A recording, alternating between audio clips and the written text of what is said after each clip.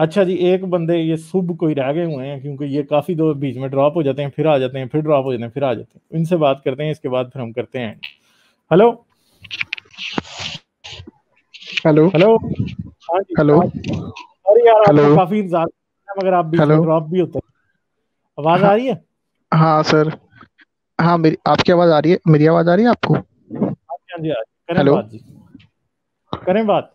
हाँ तो सर, हाँ सर, मेरा सवाल आपसे ये था सर कि जिस तरीके से इस्लामिक उम्मा सर अपने आप को हर जगह नाफिज करना चाहता है, हर जगह अपने कल्चर को, जो कि अरबाइजेशन है एक तरीके से, अगर शियाओं को देखें तो एक तरीके से पर्शियनाइजेशन है, तो इंडियन कल्चर अपने आप को बचाना चाहता है क्योंकि वो लास्ट एक यहाँ पे बच रहा है। और मैं कल्चर की बात कर रहा हूँ, रिलीजन की नहीं।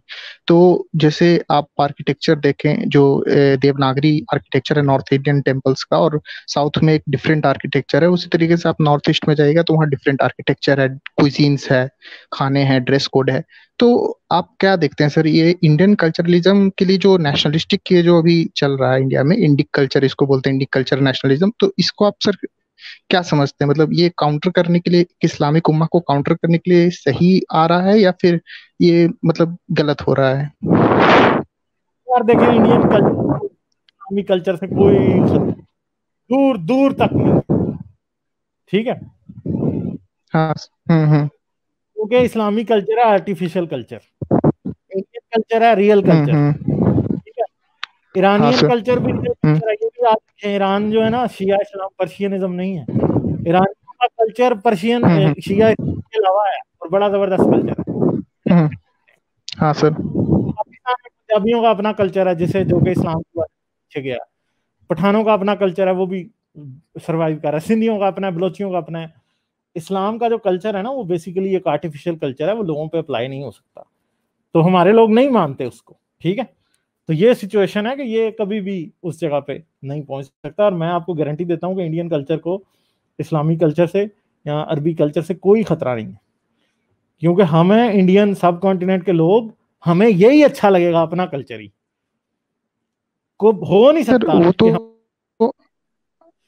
हाँ वो तो सर आपकी हो। बात सही है, लेकिन सही जो बात है। गोरी जितना मर्जी, गोरी खातून जितना मर्जी गोल्डन बाल करके आ जाए, खूबसूरत हो जैसी भी, मुझे वही परांदे वाली लड़की अच्छी लगेगी, मेहंदी वाले हाथ ही मुझे अच्छे लगेंगे। ठीक है। मैं अपनी बीवी को फरमाइश वो तो, करके लगवाता हूँ। हम्म।